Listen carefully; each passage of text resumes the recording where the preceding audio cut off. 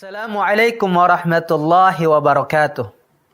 Alhamdulillah wassalatu wassalamu ala Rasulillah wa ala alihi wa sahbihi wa man tabi'ahum bi ihsanin ila yaumil qiyamah. Amma ba'd.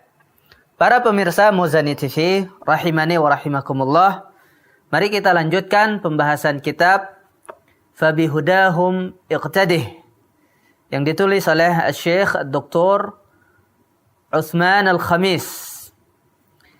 Pada pertemuan kali ini kita akan masuk di pembahasan Ismatul Anbiya halaman 33.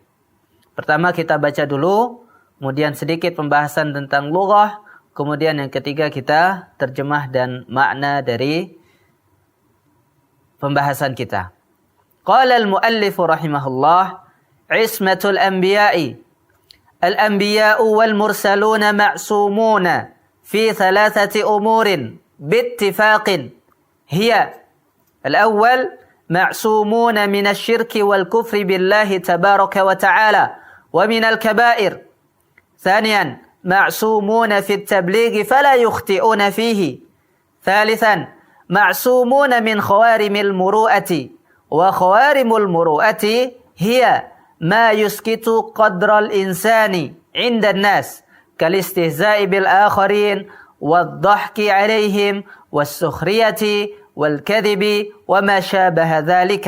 هذا كله من خوارم المروءة، وهو ما يعيبه الناس في عرفهم. طيب, mari kita mengambil pembahasan lughahnya. Ismah, apa arti ismah secara bahasa? Dari kata asoma ya'simu. Asoma ya'simu artinya hafidha yahfadhu. Ismatul anbiya artinya ismah, penjagaan Allah Azza wa Jalla terhadap para nabi. Ma'sum artinya dia dijaga. Dijaga dari berbuat kesalahan. Oleh sebab itu arti ma'sum itu adalah dia tidak salah. Al-Anbiya jamak dari nabi. Ma'sumun ini tadi dari kata ismah. Kemudian di bawah itu ada kata al-muru'ah. Muru'ah itu artinya adalah kehormatan, wibawa. Khawarim dari kata kharim. Kharim ini adalah penjatuh al-muru'ah. Khawarim jamak dari kharim. Kharimul muru'ah berarti penghilang wibawa. Kemudian kata istihza. Istihza ini artinya sukhriyah. Istahza'a yastahzi'u istihza'an. Al-istihza' bid-din, misalnya mengolok agama. La tastahzi bi sadiqika, jangan kau olok, jangan kau cela temanmu. Baik, kemudian kita lanjut pembahasan terjemah dan makna. Di sini muallif berkatakan ismatul anbiya, para anbiya itu maksum. Para nabi dan para rasul itu semuanya maksum. Yang disepakati itu dalam 3 hal. Yang pertama, mereka maksum, terjaga dari syirik, kekufuran kepada Allah Azza wa Jalla, dan juga dari dosa besar. Syirik, kekufuran, dan dosa besar sepakat para ulama, para nabi tidak melakukannya. Yang kedua, para nabi juga maksum fit tabligh, dalam menyampaikan. Tidak ada istilah salah nyampean. Saya niatnya bukan seperti itu, tapi ucapan saya salah, tidak ada. Yang disampaikan oleh nabi dan para rasul itu adalah benar. Dan cara penyampaiannya juga benar. Yang ketiga, yang Rasul itu dijaga adalah penghilang wibawa. Apa contoh penghilang wibawa ini? Adalah contohnya mengolok orang lain, mencela orang lain. Istilah kita sekarang membuli, mentertawakan orang lain, mencelanya, berdusta, dan sejenisnya. Hal-hal yang menghilangkan wibawa seseorang. Lihat, kalau seorang ustadz saja misalnya, dia olok-olok orang lain. kerempeng misalnya kalau bahasa Lombok. Si kecil. Maka itu sangat tidak pantas dia jadi seorang pendidik. Apalagi dia menjadi seorang nabi. Nah, ini pada paragraf pertama ini kita simpulkan dalam 3 hal para nabi itu tidak pernah salah secara sepakat para ulama. Yang pertama tadi apa? Syirik, kekufuran dan dosa besar. Yang kedua, mereka juga penyampaiannya benar, tepat dan pas. Kemudian yang ketiga, dari khawarim al-muru'ah, penghilang-hilang muru'ah, penjatuh wibawa seseorang itu, para nabi dijaga dari semuanya itu. Lihat jamaah sekalian, faedah besar yang bisa kita ambil adalah yang namanya sesuatu hal yang baik, sesuatu yang besar, sesuatu yang agung itu akan disiapkan segala sesuatunya dengan yang agung juga. Kita tahu bahwa agama ini sangat agung, maka yang menyampaikannya itu sangat agung pula.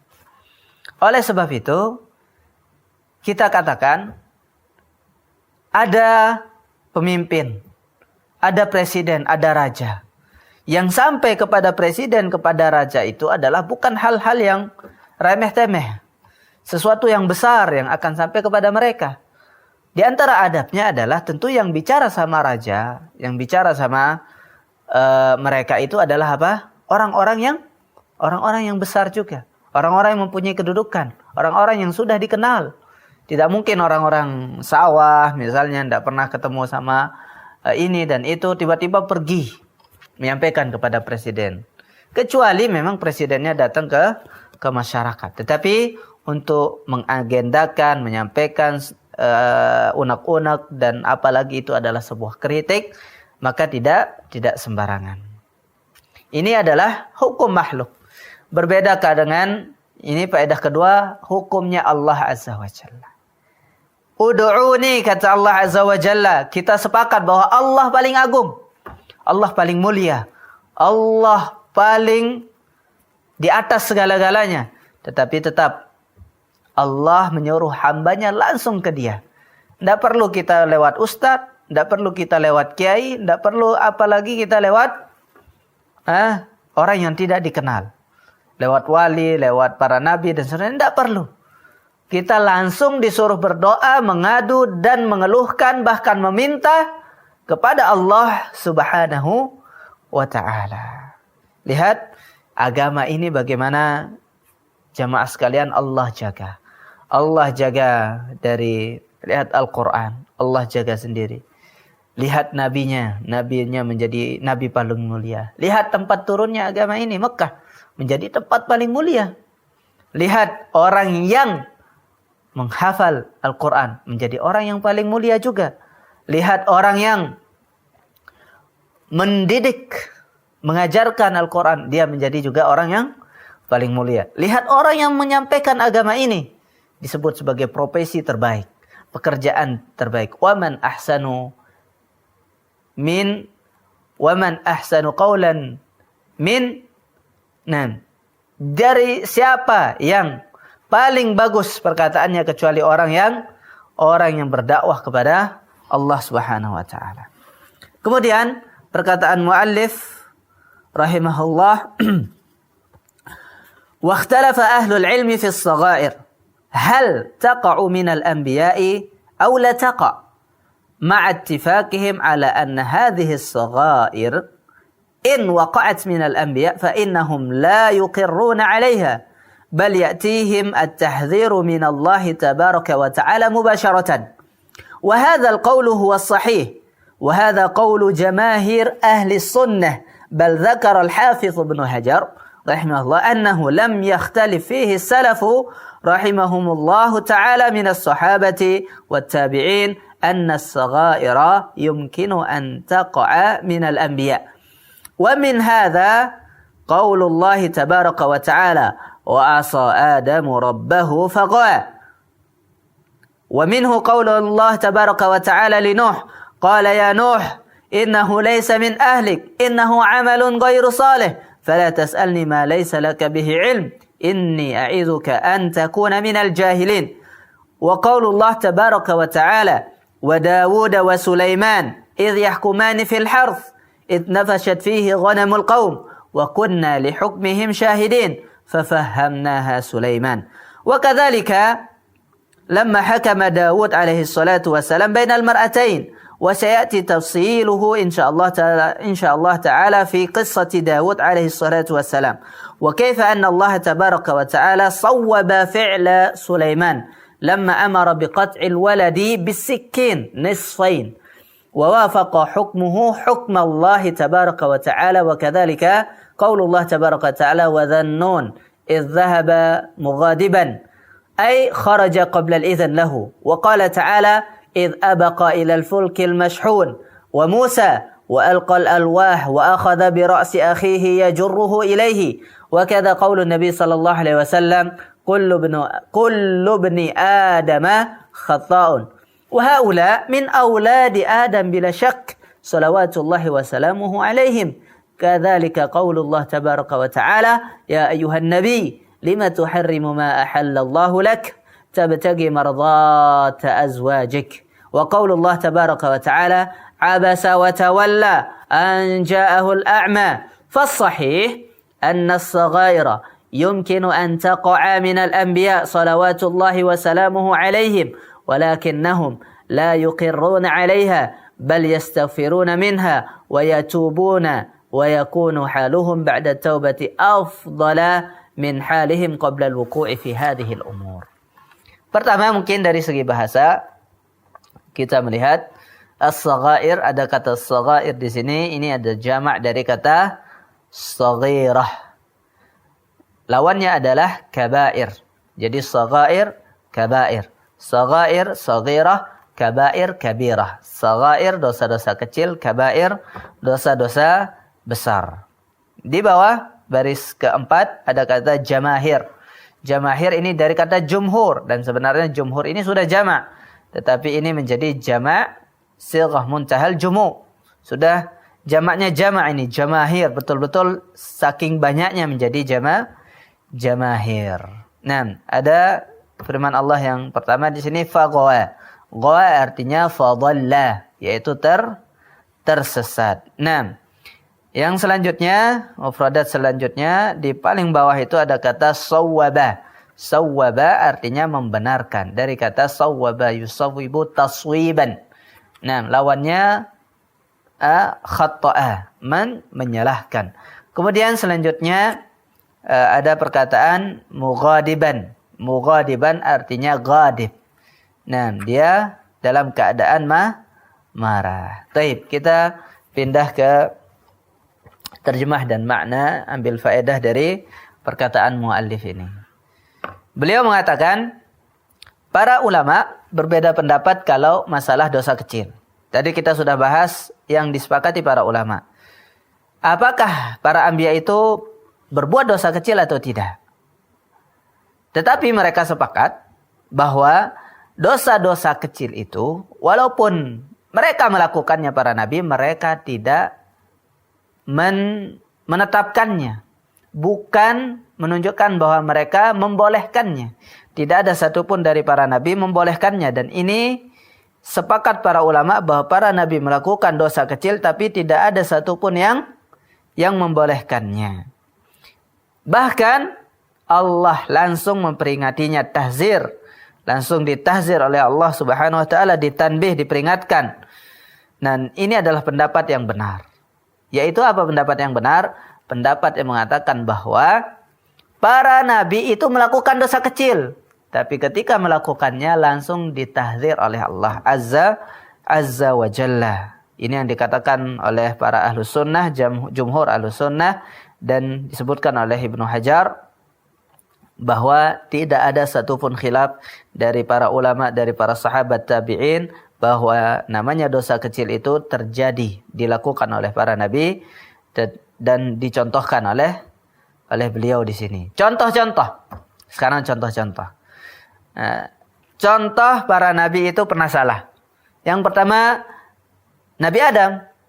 Disebutkan dalam surat Thaha, Nabi Adam memaksiati Rabbnya, lalu dia tersesat. Nabi Adam disebut di sini sebagai asa, bermaksiat kepada Allah Azza wa Jalla. Yang kedua, firman Allah dalam surat Hud. Di sini Allah Azza wa Jalla menegur beliau. Wahai Nuh,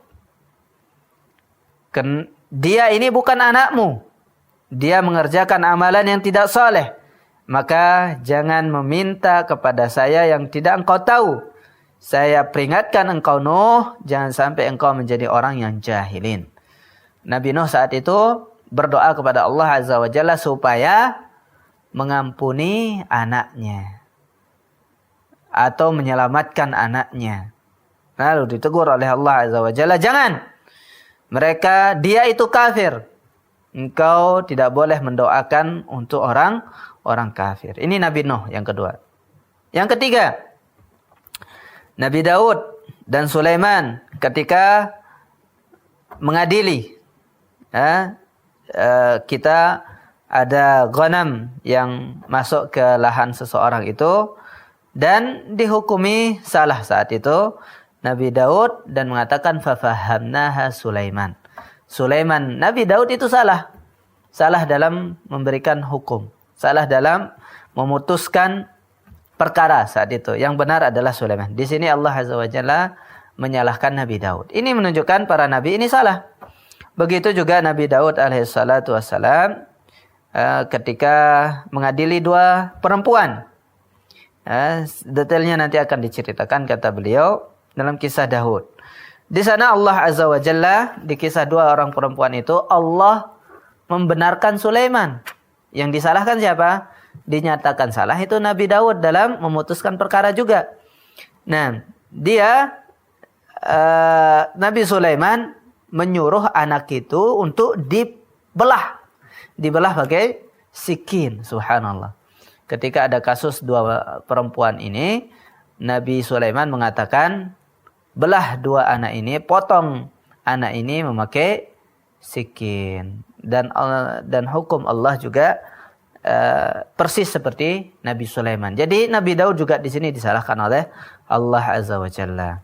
Yang ketiga, Zannun juga, yaitu Nabi Yunus disebut sebagai Zannun di sini, idzahaba muqadiban. Ditegur karena dia pergi saat itu dalam keadaan marah, kharaja qabla al-idzn lahu. Belum diizinkan oleh Allah Azza wa Jalla, dia sudah pergi.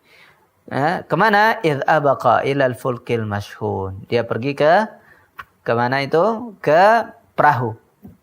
Kemudian Nabi Musa saat itu ketika dia balik dari pertemuan sama Allah Azza wa Jalla, ketika dia balik dia melihat para kaumnya sudah menyembah berhala. Wa alqal alwah, dia lemparkan kitab suci yang diberikan oleh Allah Azza wa Jalla. Wa akhsa bi ra'si akhihi yajurruhu ilaihi. Nabi Musa saat itu saking marahnya melihat kaumnya tersesat, dia ambil jenggot Nabi Harun, ditarik seperti ini. Kata Nabi Harun, la ta'khus bi lihyati wala bi ra'si. Nah, oleh sebab itu jamaah sekalian rahimani wa rahimakumullah, di sini beliau menyebutkan contoh-contoh para nabi itu berbuat salah. Dan persis seperti sabda Nabi, kullu bani Adam khata. Semua anak Adam itu berbuat salah. Hadis diriwayatkan oleh Tirmizi, Ibnu Majah dari hadisnya Anas dan dihasankan oleh Syekh Al-Albani dalam Sahih Al-Jami. Nah, beliau lalu mengatakan mereka para nabi ini adalah anaknya Adam, tentunya semuanya berbuat salah. Ibni Adam khata, semua anak Adam ini khata. Begitu juga sampai bahkan Nabi Muhammad sallallahu alaihi wasallam ketika dalam surat At-Tahrim beliau mengharamkan satu istrinya. Lalu Allah menegurnya, wahai Nabi, kenapa engkau haramkan sesuatu yang Allah halalkan? Demi untuk meraih ridha para istrimu. Nah, jadi salah satu istrinya diharamkan tidak mau ke sana demi istri-istri yang lain dan Allah menegurnya. Begitu juga dalam surat Abasa wa Tawalla. Ketika Rasulullah SAW didatangi orang buta, Ibnu Ummi Maktum mau bertanya, beliau menoleh ke yang lebih dimuliakan. Para pembesar saat itu datang, beliau tidak mendengarkan si buta ini. Allah menegurnya dalam surat dan diabadikan Abasa wa Tawalla an ja'ahul a'ma. Ringkasnya kata beliau fas-sahih. Jadi yang benar adalah dosa kecil itu dilakukan oleh para nabi, tetapi mereka tidak setuju. Mereka tidak membolehkannya. dan mereka beristighfar dan bertobat kepada Allah Azza wa Jalla, dan setelahnya kondisi mereka lebih baik dari kondisi sebelumnya. Jamaah sekalian rahimani wa rahimakumullah, ini adalah pembahasan Ismatul Anbiya halaman 33 sampai 34. Kita ringkas. Yang pertama, yang namanya dosa yang dilakukan oleh para nabi itu dibagi dua. Ada dosa yang disepakati bahwa tidak mungkin dilakukan. Dosa yang tidak dilakukan nabi secara sepakat. Apa saja? Kesyirikan, kekufuran, dan juga dosa besar. Begitu juga salah dalam menyampaikan wahyu, salah menyampaikan dalam agama, tidak mungkin. Dan juga penghilang muru'ah. Semuanya tidak dilakukan oleh para nabi secara sepakat. Tetapi kemudian ada perbedaan dalam masalah dosa kecil. Apakah para nabi melakukannya atau tidak?